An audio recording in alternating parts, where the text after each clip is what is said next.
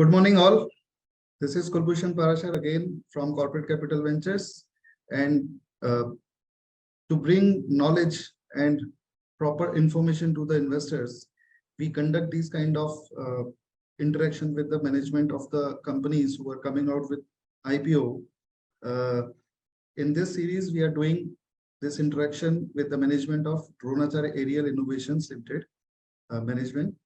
And standard disclaimer before the discussion that CCV is a registered SEBI category 1 merchant banker, and we are not in any capacity as an investment advisor, broker, or dealer act in the capital market. This interaction is for the benefit of stakeholders of the company, and there is no intention to invite or participate or subscribe to the shares or the IPO of company. This interaction or communication shall be construed as not an investment advice, and all opinions are personal in nature, and we are intended as this interaction as an educational initiative only. No sensitive, undisclosed, price sensitive information will be shared throughout the communication. Although we have done best efforts are made here to ensure that all the information is accurate and up to date. Occasionally, unintended errors may occur. We request all the listeners, all the audience to do their own research and due diligence before investing in the company at their own, and we might have vested interest in the company. So with this, we'll start the discussion. And today's company is a very unique and very interesting company, I would say, because the company operates in the very niche field of drones, drone training and drone services. As you are aware that whole nation is focusing on different unique technologies, and drone is one amongst them, and the whole government focus is on drones. So this is a very unique company, and we can find a very few companies in this space who are listed in the capital markets of India. So we'll start the discussion with Mr. Prateek. Now let me introduce Mr. Prateek, who is the MD of Droneacharya Aerial Innovation. He has come a long way from being a GIS developer to a serial entrepreneur and founder of multiple GIS companies. He was nominated as Asia 140 under 40 most influential Indians. His business acumen and market potential is widely being noticed and applauded. With more than 16 years of experience in geospatial industry as a techno-commercial expert, Prateek holds a holistic approach toward growth of the company. He is holding a ME degree in remote sensing and GIS from Asian Institute of Technology, Bangkok, and BE degree in IT from Saurashtra University, Gujarat. Prateek is the right balance of technology and business. Needed to lead a technology-driven company. An outright technocrat, Prateek has always been keen to implement new technologies.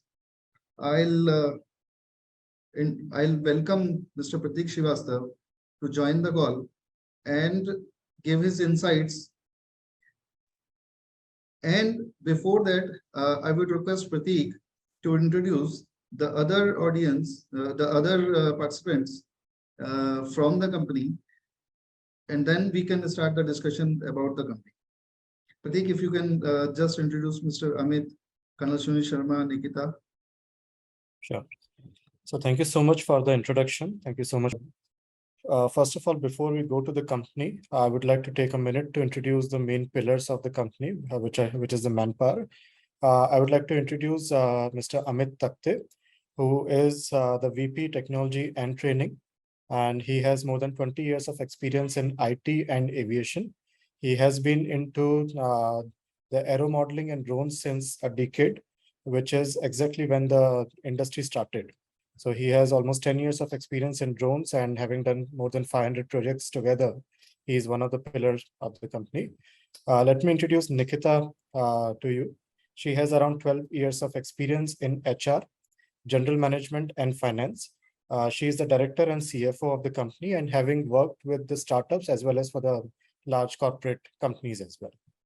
We have Colonel Sunil Sharma with us, who is a defense plus civilian market veteran. He has done his studies and his experience in signals and heavy machinery. And then he has experience in the civilian market, more from GIS, drones, and the security side. So he has more than 35 years of total experience. And along with that, we do have some more members as well, prominent members in the company, which we'll take as the question comes. I welcome Mr. Amit, Nikita, and Colonel Sunil Sharma. You can switch on your cameras. Now, Prateek, let us keep this discussion, keeping in mind that the audience who will be listening to this doesn't know anything about drones. So keep this discussion as easy as possible. So first of all, please explain what exactly Droneacharya do. Okay.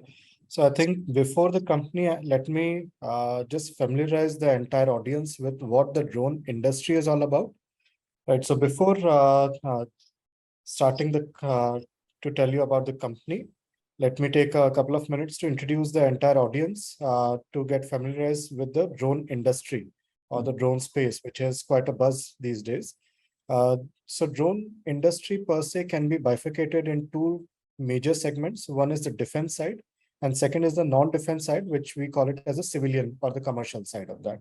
So under that, in a drone ecosystem, major components are the hardware, the software part of that, the data, and the intelligence or the automation side of that, and training. So coming to the company now, we cater to three of the four segments, major segments, in which we are one of the prominent players in the country for training. Now coming to the training, there are some government regulated or government certified training courses, as well as some other courses which are peripheral, which could be from the industry applications of the drones. So there can be cinematography into that, there can be mapping, security, surveillance, coding, and so on and so forth. So this is what training sector comprises of, and this is where our main focus is. Now, because there will be a lot of talent which would be generated out of training, it makes total sense for us to use that cream layer of the training and use them for the services or the projects as well. So there are some initiatives taken by the government of India as well as the private sector as well. So Government of India has taken some major initiatives in the name of Swamitra scheme, which is remapping of the entire country. So this is probably the largest drone project in the entire world, in which the entire 29 states and the union territories will be remapped using drones, which were previously being done using satellite imageries or some other conventional way. So this would be resulting in the most accurate GIS map in the world for a country. So that is one big initiative. Apart from that, the Ministry of Road Transport and Highways, the Ministry of Mining, and quite a few other ministries have made it mandated to use drones on a periodic way and give the reports and the data periodically to the ministry or the concerned authority. So this is what services and projects come into the picture. Third would be the data as well as the automation side of that. That is software development and the IT side of that. Now, not everything is available off the shelf, and each client or each customer would be having a particular requirement. So not every off-the-shelf product can suffice to that. So what we have as an expertise is we can customize the solution, we can customize the output and give to the exactly what the client is looking for. So this is what primarily Droneacharya is doing. For hardware, till date, we have been doing, we have been procuring from the third parties. We have been procuring from the regulated authorities in terms of hardware manufacturing. But the future plan will definitely look at captive manufacturing within the capabilities of Droneacharya as well. Okay. So for the benefit of audience from the Hindi genre, just one line introduction in Hindi, what exactly we do. So सबसे पहले तो जो नाम है वो द्रोणाचार्य से आया है। तो जो नाम है वो सबसे पहले, सबसे जो बड़ी खूबी है इस कंपनी की वो इसका नाम है। It's तो a जैसे beautiful. आप देख सकते हैं कि जो ट्रेनिंग या जो आप शिक्षा जो देना चाहते हैं वो सबसे बड़ा एक एलिमेंट होगा इस कंपनी का। तो Hmm. उस चीज में हम काफी आगे बढ़ चुके हैं इंडिया में। तो करीबन हर दूसरा या हर तीसरा जो पायलट जो बनता है ड्रोन का, वो Hmm. द्रोणाचार्य से पढ़ा हुआ है या उससे एक सर्टिफाइड है। इसके अलावा हम काफी सारे प्रोजेक्ट्स कर रहे हैं गवर्नमेंट के साथ में, वर्ल्ड बैंक के साथ में और कुछ और क्लाइंट्स के साथ में, जिसमें हम मैपिंग देते हैं, वीडियोग्राफी देते हैं, सिक्योरिटी सर्विलेंस देते हैं। तो ये हम काम कर रहे हैं अभी द्रोणाचार्य के अंदर। And how is your company different from other companies who are doing drone training, drone services? What is the difference? So drone training is particularly a very new segment to the entire industry. Mhm. Almost everyone was focusing only either on the hardware manufacturing or the services job. Right. Now, you can, let's say, run a parallel to what happened to the IT industry or the telecom industry in their respective decades, in which there was a big scarcity of the talent which will drive the industry. So that was, let's say, the seed of the entire idea for the company, that we need to create the certified and the trained talent in India. So the objective of Droneacharya is to be a drone talent hub of the country to start with, and the bigger dream is to have a trained talent pool across the globe as well. So I think the background of this initiative of your company was a regulatory policy wherein the DGCA has, uh, uh, uh, you know, they instructed all the pilots to get trained and then certified. What is the exact regulatory provision about this? So regulatory provision talks about, so coincidentally, this comes under the Motor Vehicle Act as well. So you can draw a parallel with a car. So if a car and a driver needs to be registered, similarly, the drone needs to be registered as well as the pilot for that. So Right. drone needs to be registered under some concerned agencies, as well as for the drone pilots, as we call them, have to be certified through a remote pilot training organization, which is something like a RTO for drones. Right. So the regulation talks about registering the drone as well as certifying the pilot. Right. So we Dronacharya is the RPTO. Droneacharya is the RPTO. It was one of the first private RPTOs in the country. And total, I think there are around some 25 plus RPTOs across the country, in which we are at the number 2 in the country in terms of number of remote pilot certificates issued by any organization in the country. Wow.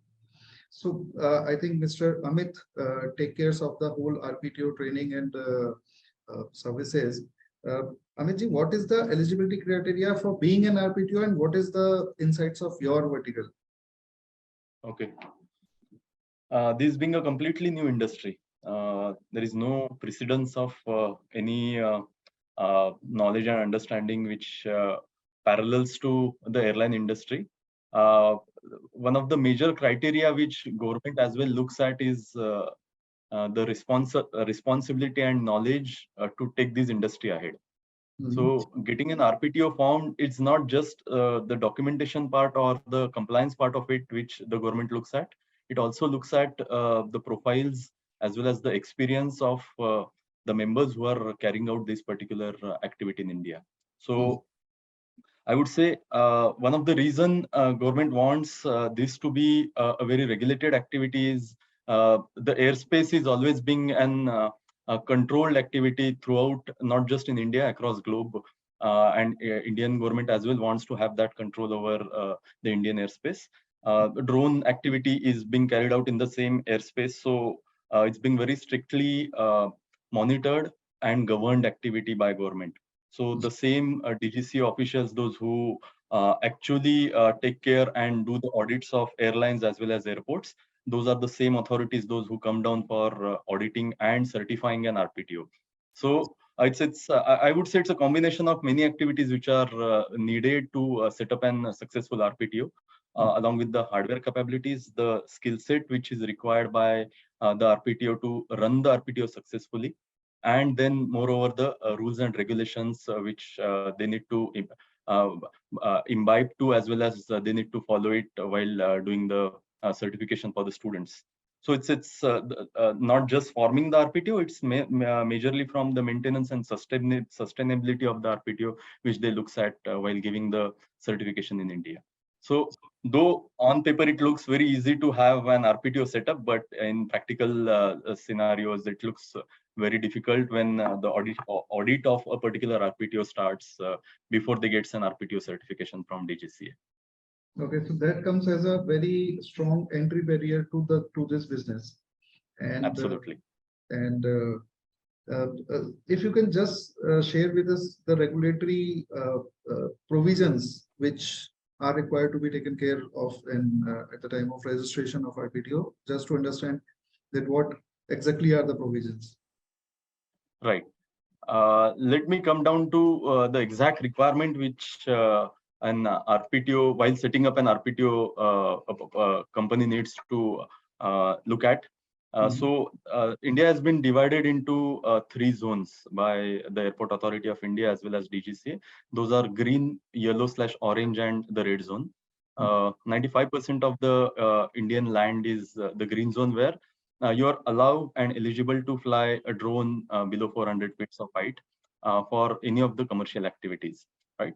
And then there are restricted areas where you are not allowed to fly, but there are a couple of restricted areas where you can fly the drone with some permission as well as with height restrictions. Those needs to be followed when you start up your RPTO, because RPTO requires an hands-on training for the students. So one of the criteria is you need to have a field which is in the green zone. And that's one of the important parameter while certifying an RPTO, the DGC official checks. Along with that, then you need to have the hardware requirement, like the drones, which needs to be registered drone, as Pratik was mentioning. These needs to be UIN certified. This is unique identification number, like an registration number for the drone. Drone needs to have those numbers available, along with the certified pilots or the instructors. Those who are going to conduct this activity, those are as well certified by DGC officials. So you need to have at least 2 trainers and 2 equipments to start with. And along with that, you need to have the structure of management, which has already been defined. You need to have an accountable manager, and so on and so forth. The organization which will take care of the entire training activity.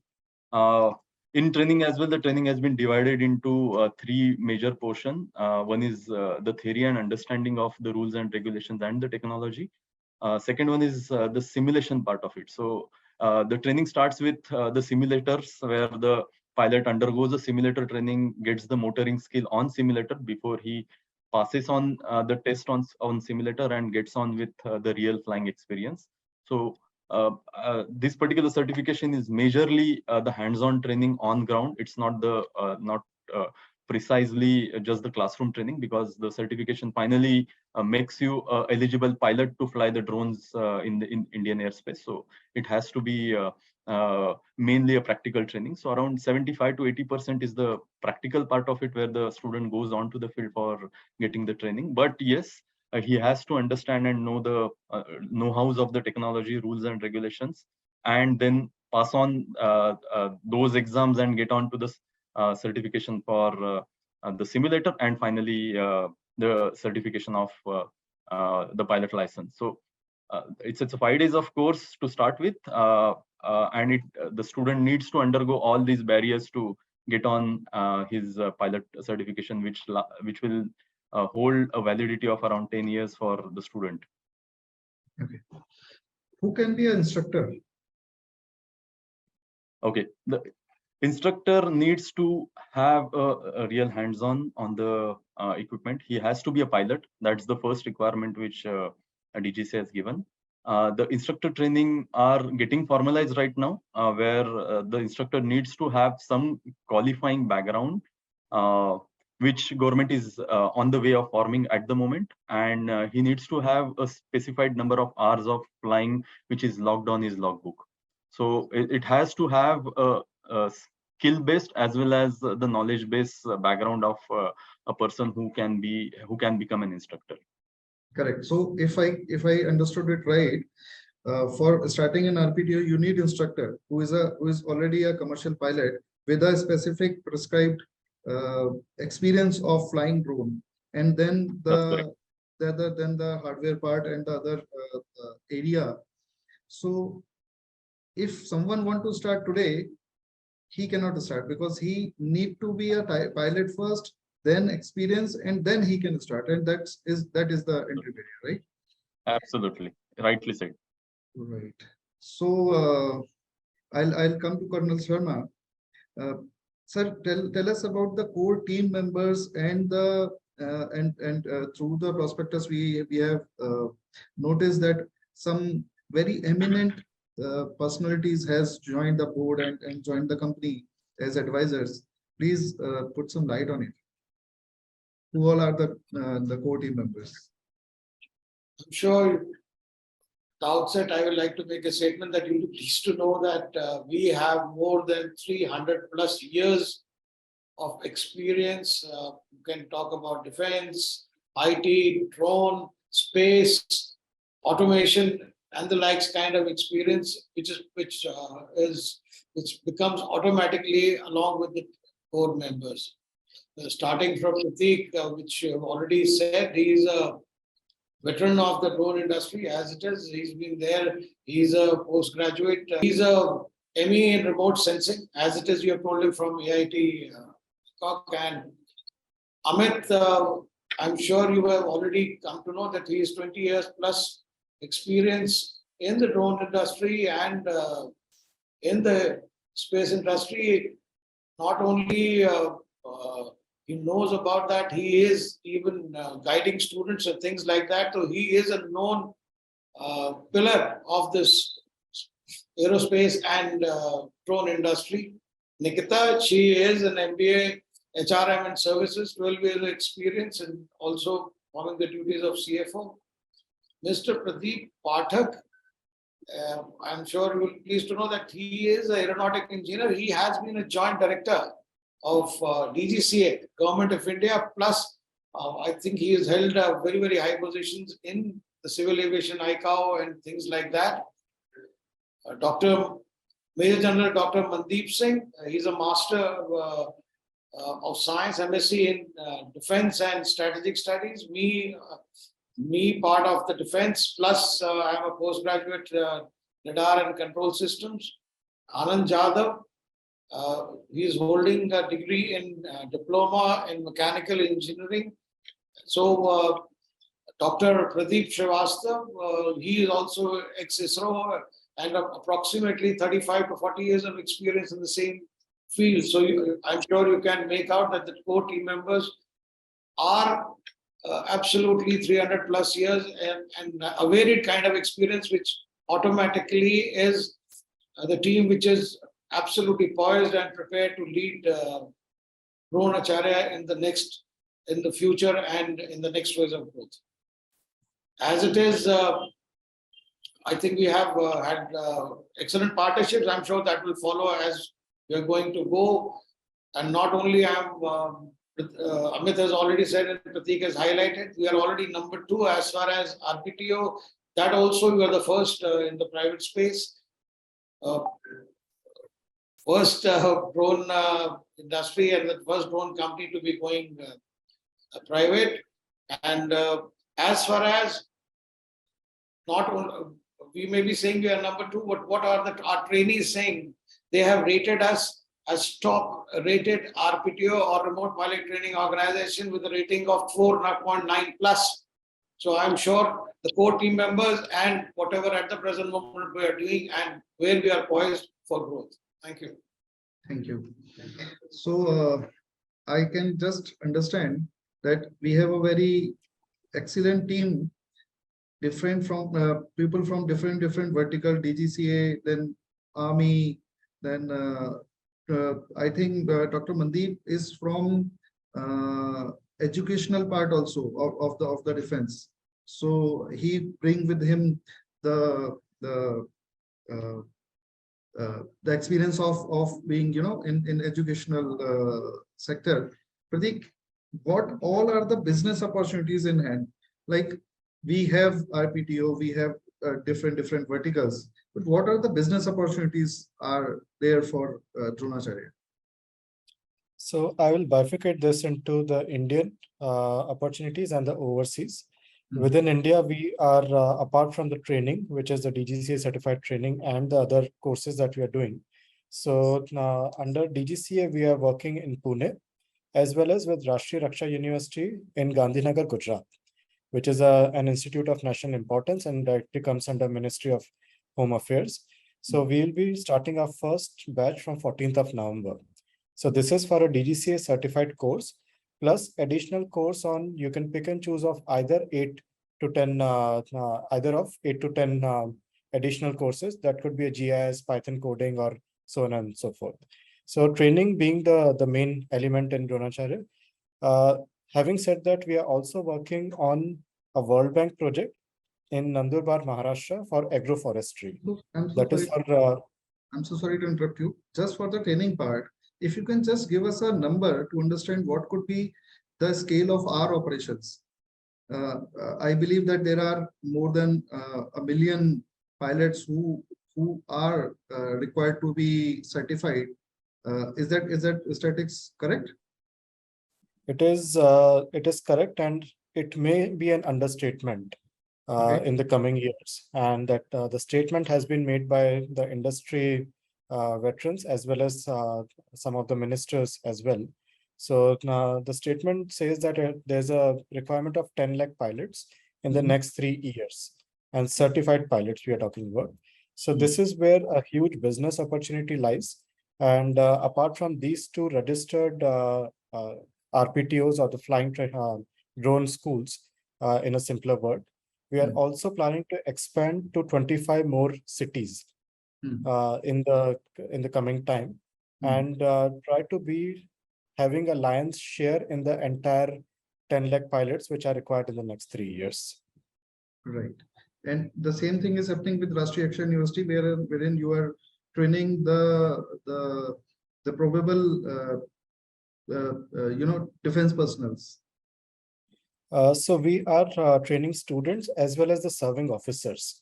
So RRU deals with the paramilitary, with the defense forces, with the security forces, as well as the civilians. So it caters to a wider audience, and we are thrilled to conduct courses with them. Okay. What is the understanding between Droneacharya and RRU? So we have an exclusive partnership with them, an MOU and the partnership to conduct this course for 5 years. And this is not only the training of the pilot, not just to fly, but we are also looking at a center of excellence, which should be a one-stop solution for everything drones. So as we know that everyone is talking about drones, but then the overall knowledge about it, the real knowledge about it is in limited quantity right now. So we need an institute of national importance to take the initiative further and have a center of excellence in which the right talent can come into that, the right projects can come into that. And we are looking to co-manufacture or co-build some solutions and hardware along with Rashtriya Raksha University. If I'm not wrong, they have signed a mandate with you to train more than 1.5 lakh of people. So rather than the numbers, I think which the impact which is going to be created from the defense side, from the security side, and the civilian side. So again, today coming to a number and giving a projection for next 3 years would be really difficult. Reason being, now more and more industries, more and more ministries, more and more clients are adopting this technology, and which was not the case, let's say 5 years back.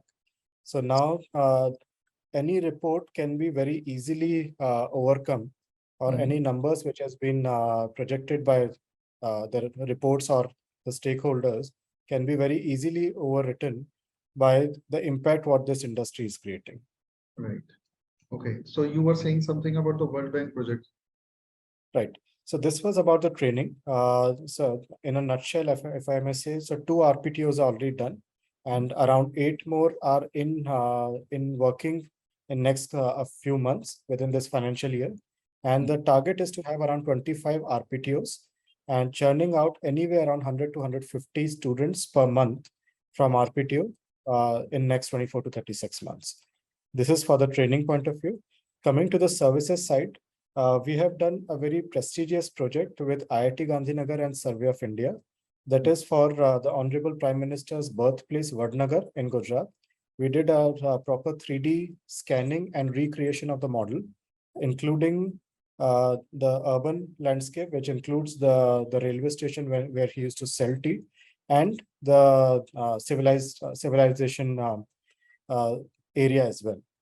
Apart from that, we are currently working with World Bank. It's a 3-year project for agroforestry and carbon financing, which is one of its kind of an initiative in India, spearheaded by World Bank.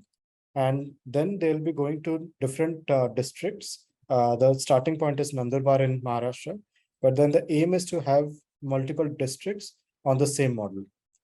So we do fly drones, we give them some particular data, and at the end of the day, the marginal farmer should have some benefit out of it. So that's the project that we are working on.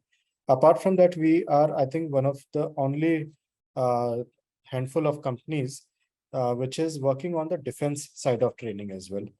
So we have trained some serving officers, more than 100 of them across India, right from Sikkim to Punjab to Gujarat to Karnataka and so on and so forth. So this is what's happening with the project side for Droneacharya. Right. What is the pipeline of the projects which you have in your hand signed with the client? So one major project we'll be starting is with Abu Dhabi, that is with ADNOC. That is for digitization of their assets as well as for creating a GIS platform for them. So regular inspections for oil and gas pipeline for the plants and the infrastructure associated with that. So that is in pipeline, which we'll be starting from the year end. Apart from that, we'll be starting some more projects within India, more from the inspection side, surveying side, and the monitoring of the assets. Fair enough. And what are the major tie-ups and collaborations which Droneacharya has as on today? So it's a long list. It's a list of almost 20 plus. So right from, I'll bifurcate it into hardware manufacturers, which we have tied up with. There are some automation or the software development companies we have tied up with, and a few private as well as PSUs. So we have tied up with the biggest tie-up, I think, would be with Tata Strive, which comes under the Tata Group. So we have tie-up with them for upgrading, upskilling, and employability of the Class B or Class C cities. That is number one. Apart from that, we have tied up with Basil, which is a Mini Ratna PSU based out of Delhi and Noida. So we'll be conducting courses, doing some training program with them, and co-conducting some projects along with them. Apart from that, we have tie-up with Whistling Woods in Mumbai. We are in talks with a few universities in India. We have a major tie-up which is done with Micro Avia, which is a Dubai-based company, a hardware manufacturing company with some niche products, and so on and so forth. So we have around 20 plus tie-ups done till date. Right. As I can understand, the sky is the limit for your business. You can expand your business to all the horizontally and vertically. And what I have understood is that human primarily is the raw material for your business. Trained pilots, instructors, people who know how to give a proper service or training. So how, Nikita, as you take care of the HR, what are the manpower? I may just interject for a 10 seconds. So as you said, sky is the limit. We have just modified the statement to sky is not the limit, it's our office. Right. Please continue. So Nikita, what is the manpower capabilities as of now? And how do you tackle the the threats which come from manpower? So we take pride in having a team of 60 plus, to be precise, 65, spread across 4 countries. And we have close to 18 certified drone pilots, 8 certified instructors, 10 people in our R&D team. And yeah. So with this kind of team, Pratik, are we capable enough to serve to all our projects which are in pipeline? So one major part is not everything. So we won't be reinventing every time. And this particular industry being in a very nascent stage is all about collaboration. So we don't want to do everything in-house, and we would like to cater to the larger audience or the larger clientele along with our trusted and proven partners. So current capability can suffice to at least, let's say, I mean, what we are doing, at least 2x of that. We have already projected for the growth plan and we have catered to those. But then if we get something bigger, rather than expanding everything in-house, we would like to partner with some trusted companies and move along. Okay, fair enough. So there are a few questions left and 1 minute, so we will join again. Yeah, we'll rejoin. Thank you. So Pratik, if I can ask a question about the vision of the company, what could be the universe of your company? Like, to what extent Droneacharya can become, a service provider? What could be the limit of your company?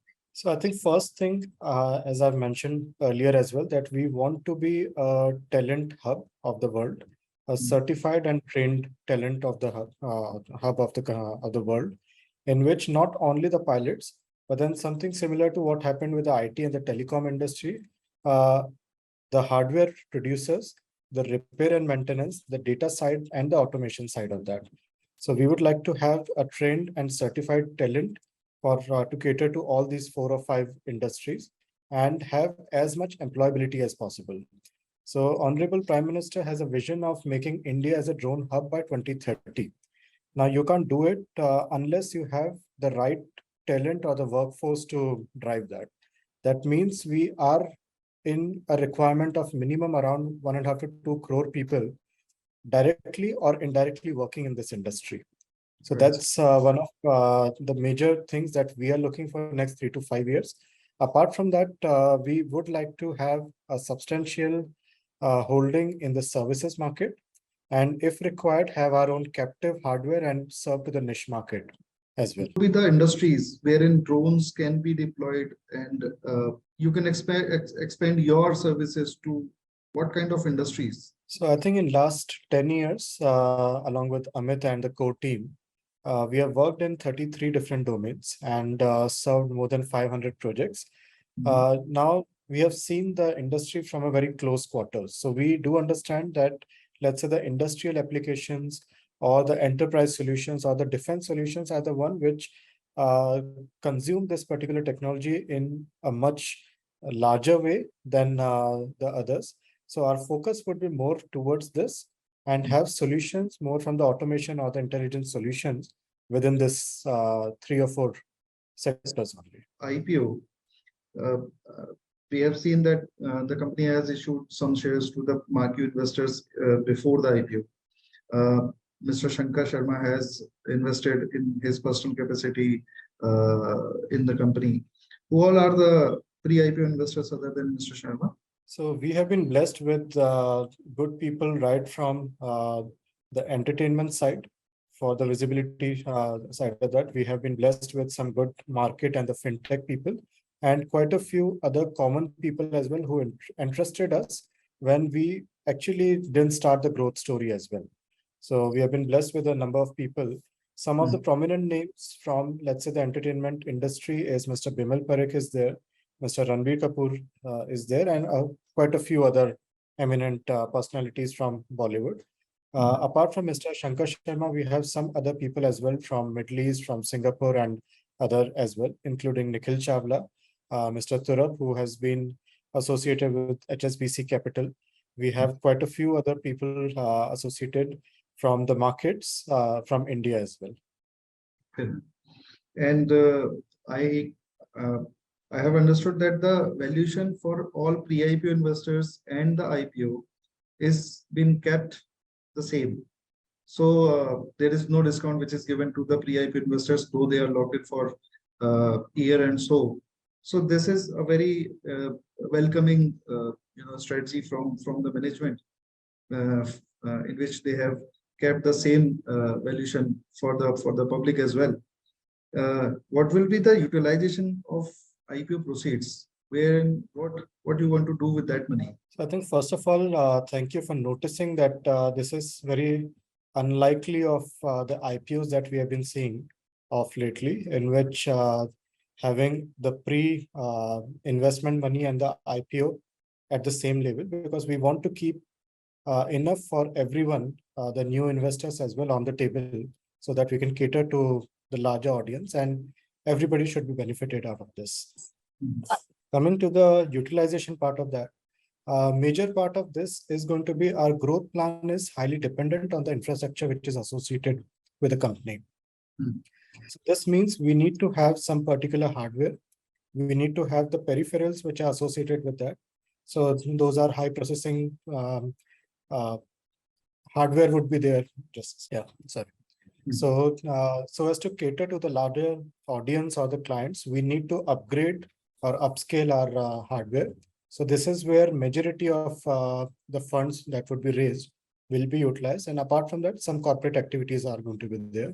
We are also keeping an eye open on the mergers and acquisitions as well, and to geographically grow across the world. And do you want to come into the manufacturing side of the drones also, or you will be keeping restricted yourself in the services and training part? I think it will make a lot of business sense to have everything kept captive or in-house. Reason being, currently you have a dependency on a third party, and let's say the after sales service and everything has to be dependent on the service, on the equipment provider. So if you can have the technology and the know-how of the hardware, and as I said, I mean, most of the clients do require a customized solution. So there is anyways a lot of customization in terms of software development or algorithm development associated with that. And that also involves some hardware customization as well. So the plan is to get into manufacturing and have our own in-house products, which can cater to the clients that we spoke about. Amitji, anything which you wanted to enlighten us on and which we have left during the discussion? I would say the quality of education which Droneacharya is providing. Well, that is a very critical aspect and an important aspect to have the quality manpower generated. As Pratik was mentioning, we want to be not just the national but the global hub of talent. So we will continue focusing on the right content, right quality, and right methodologies for the students, which is our core base of our training, and which is making us stand apart from the other parts, other partners, those who are doing the RPTO trainings. That is one aspect which I feel we will strongly maintain in the coming days, and will continue our growth with having the quality as one of the most important parameter from the training perspective. Thank you. Nikita, something from your side? So our current team is very motivated, very young, and very talented. So of course would take DA to new heights. Pratik, so you are hitting the capital markets somewhere in the middle, or I would say the end of November. Closing remarks and any message which you wanted to give to the capital market? It's a sunrise industry, as everyone knows. And I mean, I think the real growth story starts from now. We are exactly at the same place, let's say, where IT was in 98, 99.